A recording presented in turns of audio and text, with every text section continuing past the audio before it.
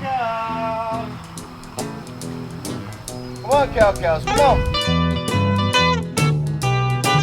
I wasn't born in the Delta, but I've always loved the blues. I wasn't raised Pentecostal, but I'm moved by gospel grooves.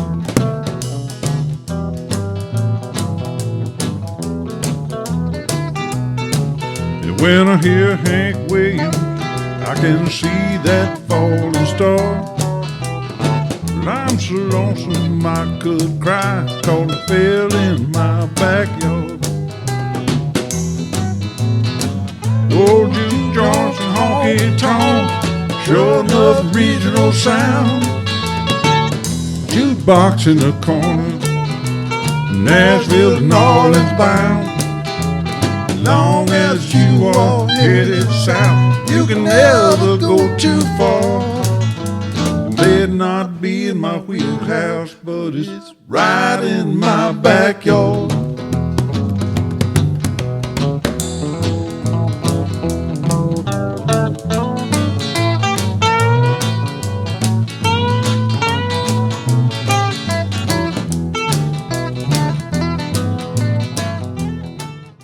So what's up, everybody? I'm here with Woody.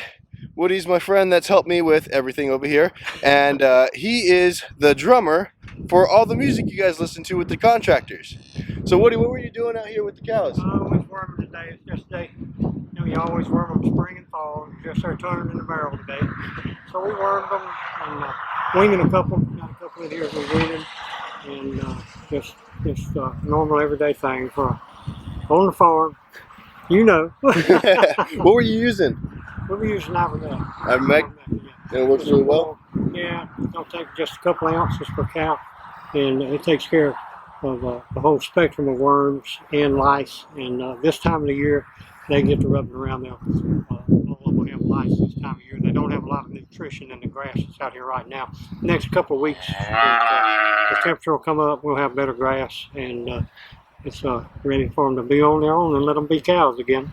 See why I listen to him? He knows everything about cows. I don't know everything. She's the one that knows everything. I know how to handle it. Well, this is Woody. Hopefully you'll be seeing a lot more of them and be listening to a lot more of them, because great music, man. Hopefully in a couple of weeks or sometime late next weekend, we'll have some pictures of a couple of Grammy winners on here. They're coming to town, and one of the most prolific songwriters from Nashville will be here, and our brother-in-law Joel Sonnier will be here. Billy Henderson is a songwriter from Nashville. He's coming down for a songwriters seminar, and which will be next Friday night, and a spoken word deal on Saturday night. So if you're in Winsboro, Texas, yeah, hey, come down there. Come on down. I'll be there. It'll be an experience like you've never heard before, I guarantee. Where can they find your music at? They can find our music on Reverb under the Contractors, Winsboro, Texas, Reverb Nation, and they can find it on bandondemand.com. And then I heard a little bit of XM Radio too? XM Radio's got it, National Public Radio's got it, it's playing in Harlem, let me see, we're on Greenwich Village, Spanish Harlem, Portland, Oregon, Louisville, Los Angeles, San Diego, Germany, Spain, Asia. Big deal over India. here. Hey, watch out for the contractors. They're up and coming. The music's fantastic. Thank you. So Thanks. that's Woody. We're gonna go back across the street and go do our thing. All right? That's right. Now we're back across the street, and what I want to make the point of this video to be is that there's no right or wrong way to do something. There's a right and wrong way for you to do something, and you have to find what works best for you.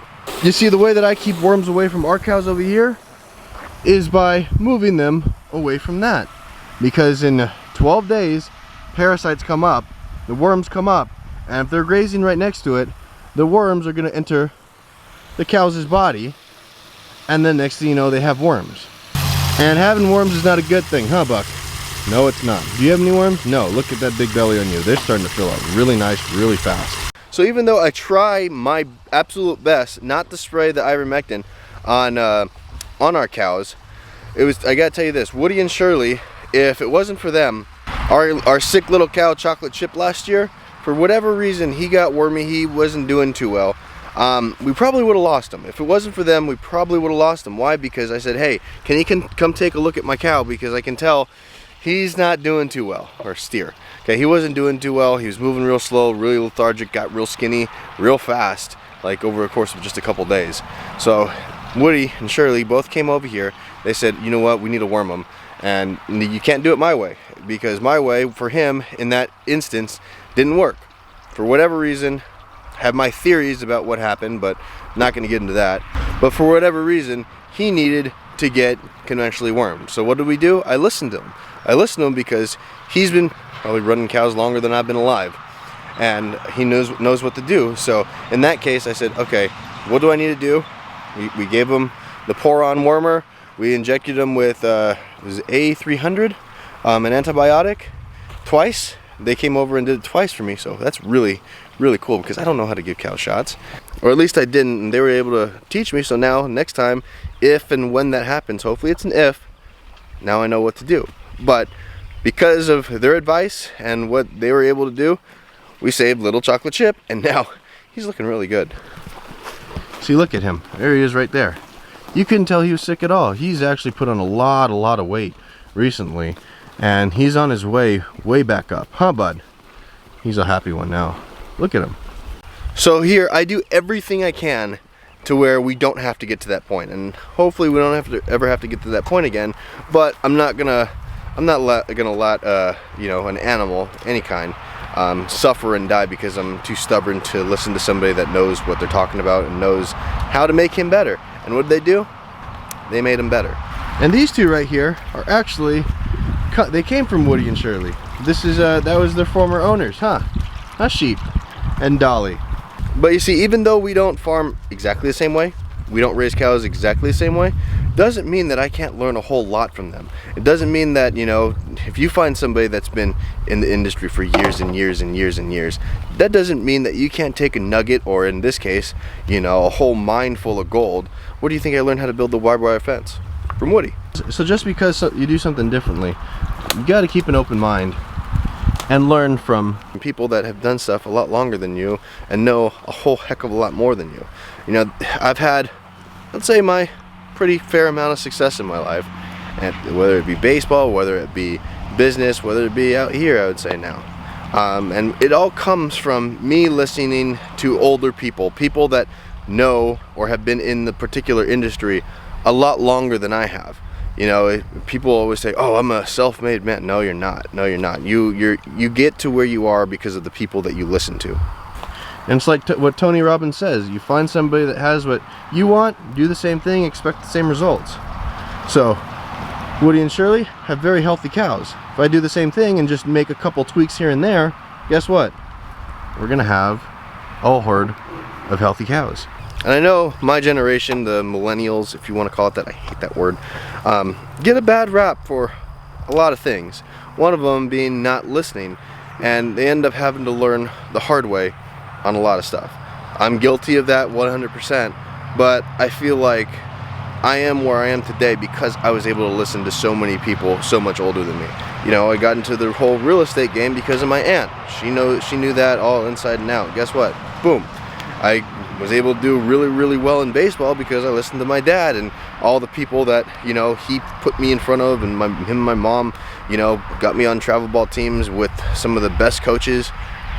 I was able to do really well in that. I was able to do well in business because I found the right mentors to where, you know what, they said, okay, here's where you're going wrong right now. You might want to steer in this direction, or some of them just say, here, follow me, do what I do, and you'll probably end up with the same results. And that's what I did. The same thing goes here. The same thing goes here. I want to take, you know, the person that I listen to the most when it comes to farming is Joel Salatin. Okay, I can't call up Joel Salatin and say, hey, come look at a cow for me. And when it comes to, like, you know, area specific things or cow specific things for that cow, I can't have him come look at it or ask him a question because he might not have the answer. But people around here that know what they're talking about, they probably do. So you know what? You should probably listen. Well, like they said, there's a million ways to skin a cat. Even though I don't understand that phrase, because why would you want to skin a cat? I really don't get that. That's really gross. Now, if you want to do something different, do something different. Be different. but also there's a fine balance in being too different and knowing when to learn, when to accept advice. So I'm really lucky that I've been able to surround myself with very knowledgeable people and people that have been more than willing to help me for whatever reason, just out of the niceness of their heart. So I owe a big chunk of everything that I have here to them. And let me give you another little example of this. And I said that I'd never admit this, but I have Audible, and I look for things, I listen to a lot of the audiobooks either on days that I don't film or days where I'm just doing kind of menial kind of work, or whenever I have time to, or just on a drive. One of the books I listen to, I'm trying to up our Instagram game just a little bit. Okay, one of the books I listened to was, ready for this, it was makeup influencers on Instagram and how they're building their brands. Now, why in the world would I listen to a makeup influencer? Does it look like I wear any? No, zero. Why? But why did I listen to them? Because they're the most competitive. It's the highest, most competitive industry on Instagram, by far. By far the most competitive. There's the most competition. There's the most people trying to, compete in whatever. Okay, so I'm trying to up our Instagram game a little bit. What I can do from that, from a makeup Audible book, I can take a nugget here or there and apply it. Sure enough, I have, and we've been able to tick up over the past week or two our Instagram game. Tiger, we're gonna keep that secret between me and you, all right? But hey, don't be a bully. But I will tell you this: keep your options open, because you never know who you're gonna learn from, huh? Huh, Tiger? Because you never know. It might be one little tweak, one little thing that you're missing, and then everything just takes off. So now, just don't discredit a person because you disagree with them philosophically, politically, religiously, whatever lead that you disagree with them. Oh, they're a bad, terrible person because they believe that one thing in that specific area. When the reality is, like 99.9% of other stuff you agree on, and you might be able to learn from them. And you probably can learn from them. But that's two ways to worm cows. What's another way? I heard that you could get pumpkin seeds and feed them pumpkin seeds, and the pumpkin seeds will actually push the worms out. Don't know if that's true. That's what I heard. We move them away from their parasites. We also, depends on what they look like, and kind of make a judgment call. 3 times a year maybe, we might give them Shaklee's Basic Age soap. That works. What's another way? You could throw out a whole ton of chicory seeds, because chicory is a natural dewormer. You could throw out a ton of chicory seeds, have it come up, have the cows eat on it, and next thing you know, they're probably wormed. There's a million different ways to deworm your cows. There's no one right way, there's no one wrong way. There's a way that works best for you and how to keep your steer healthy when your way doesn't work, or when your way's maybe not enough. So, chocolate chips here, I would have to say, because of Woody and his wife Shirley. Huh, sorry dude, go eat, go drink.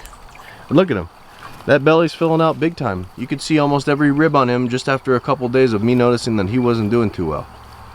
Now, pick him back up, and he's a happy, healthy steer. And then when we do eventually process him, I will let the person know, or the people know, that what we put into them and what we had to do in order to keep them healthy. If it goes against their beliefs for eating, then we'll just sell them a different steak, okay, or a different steer. But if people can see that it's been out of his system for, it's probably going to be about 1.5 years, probably not in the system anymore. It might be a little bit of remnants. I'm not going to get into the whole scientific part of it because I don't know. Then they can buy his meat. But the one thing I think that we all can agree on out here is, look how beautiful this is. Look at that. Is there anything prettier than cows on fresh green grass full of clover? I don't think so. I don't think so. So with that, I'm going to sign out a little bit differently, and I want you guys to listen carefully, okay? I want you to click this iCard up here, because what this is to the Contractors YouTube channel, okay? I want you to go over there, hit that subscribe button over there for them, and listen to some of their songs. I mean, they're top notch. They're top notch. And then if you're in the area of Winsboro, or if you're an hour and a half, 2 hours away, I'm going to leave a link down below to the workshops that Woody was talking about, and then we'll get a whole show out of it. So remember, go over there, hit that subscribe button, and hopefully we see you at one of those workshops, alright? Until next time, see ya.